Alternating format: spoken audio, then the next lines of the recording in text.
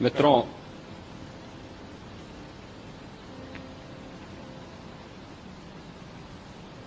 महाकुंभ प्रयागराज का आज मौनी अमावस्या का मुख्य स्नान है और कल सायंकाल 7 बजे से ही काफी बड़ी संख्या में श्रद्धालुजन प्रयागराज पहुंच करके स्नान भी कर रहे थे और काफी बड़ी संख्या में श्रद्धालुजन ब्रह्म मुहूर्त का भी इंतजार कर रहे थे। एक दुर्भाग्यपूर्ण हादसा इसी दौरान अखाड़ा मार्ग पर संगम के तट पर हुआ, जिसमें 90 से ज्यादा लोग गंभीर रूप से या सामान्य रूप से घायल हुए। यह हादसा भारी भीड़ के द्वारा अखाड़ा मार्ग के बैरिकेडिंग्स को तोड़ने और उसके बाद उससे कूद करके जाने के कारण वहां पर हुआ है, जिसमें 30 के आसपास लोगों की दुखद मृत्यु हुई है। 36 घायलों का प्रयागराज में उपचार चल रहा है। शेष घायलों को उनके परिवार के सदस्य लेकर के चले गए हैं। घटना दुखद है, मर्माहत करने वाला है।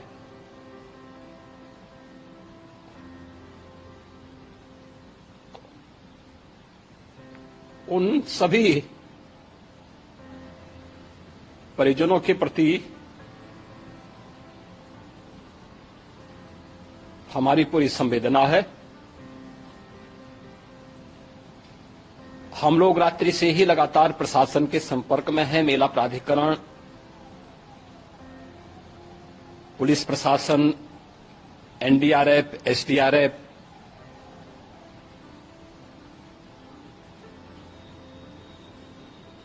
और भी अन्य जितने भी व्यवस्थाएं हो सकती थी उन सबको वहां पर तैनात किया गया है। परिणाम उसी का है कि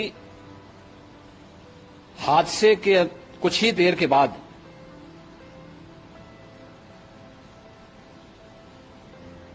राहत कार्य को ग्रीन कॉरिडोर बना करके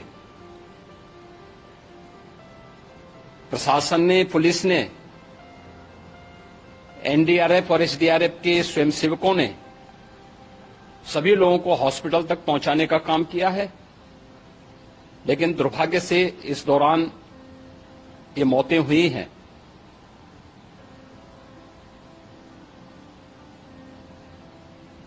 स्वाभाविक रूप से इन सब मुद्दों पर प्रश्न उठना स्वाभाविक भी है।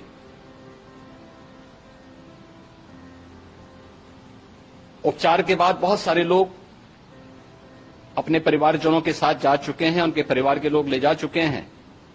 जो बाकी बच्चे हैं उनका उपचार चल रहा है। उपचार के सारे इंतजाम वहां किए गए हैं।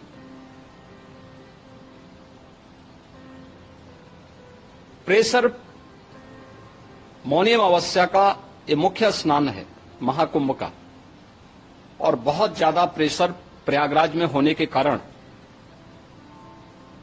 सभी प्रकार के मार्ग भी चौक थे। रात्रि से ही प्रशासन उन मार्गों को खुलवाने और स्थिति को सामान्य करने के लिए पूरी तत्परता के साथ लगा भी रहा।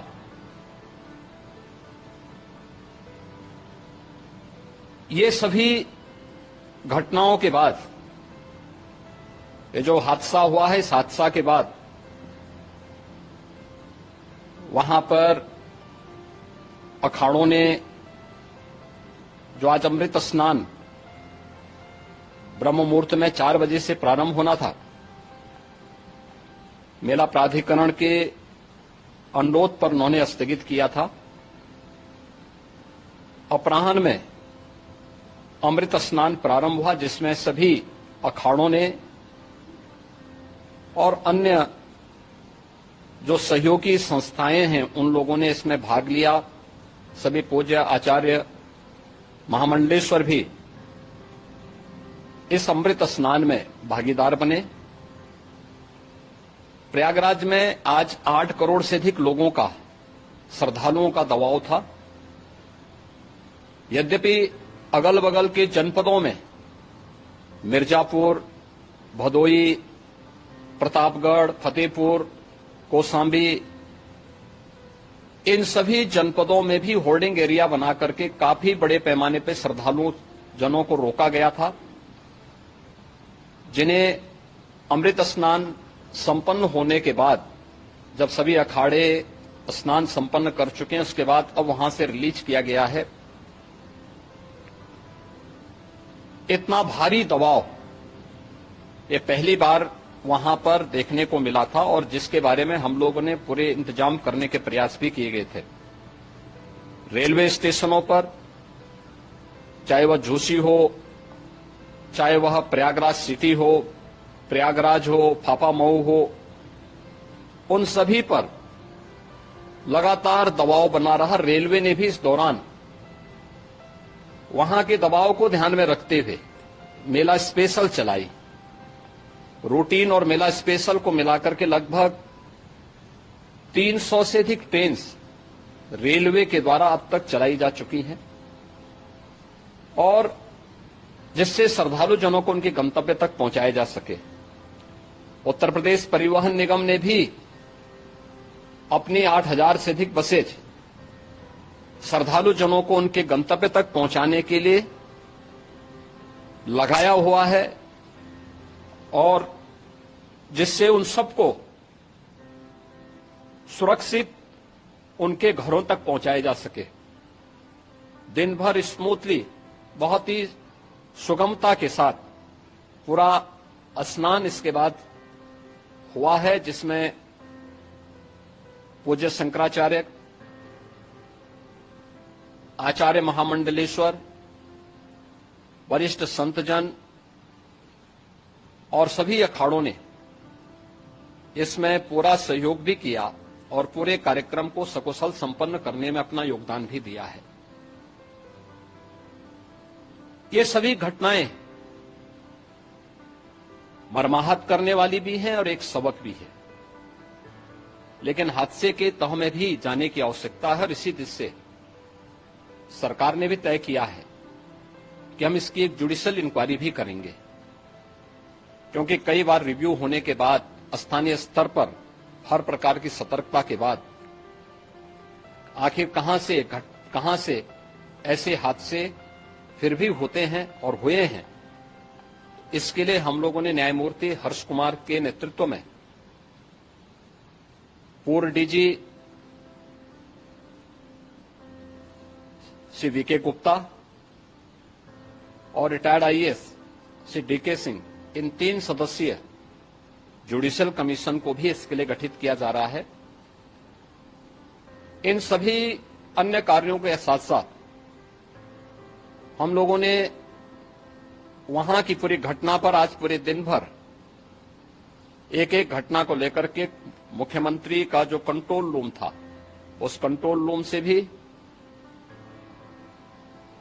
चीफ सेक्रेटरी के कंट्रोल रूम से भी, डीजीपी के कंट्रोल रूम से भी लगातार इन चीजों की मॉनिटरिंग की जाती रही।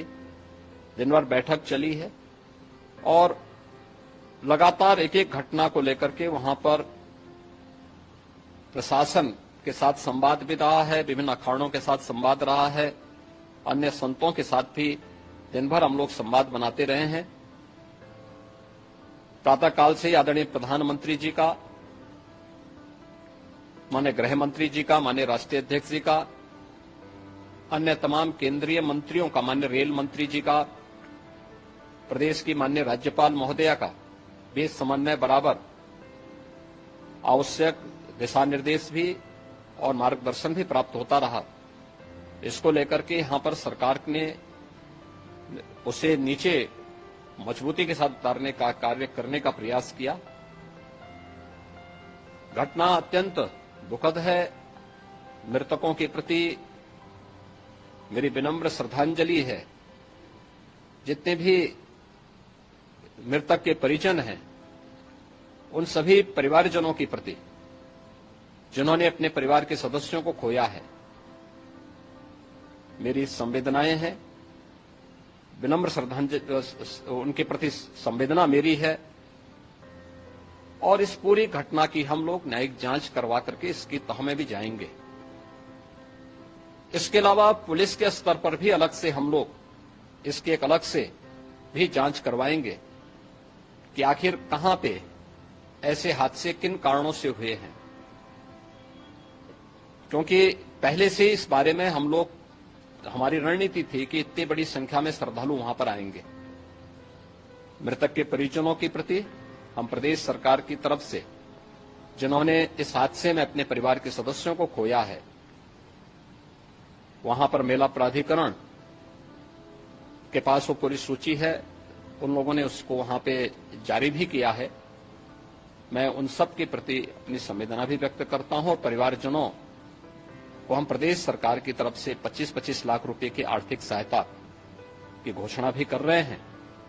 और न्यायिक आयोग इस पूरे मामले को देख करके एक समय सीमा के अंदर राज्य सरकार को अपनी रिपोर्ट देगा और इसमें आने वाले समय में या आने वाले स्नान के लिए भी हम और कैसे व्यवस्था को और सुदृढ़ किया जा सकता है, इसके बारे में भी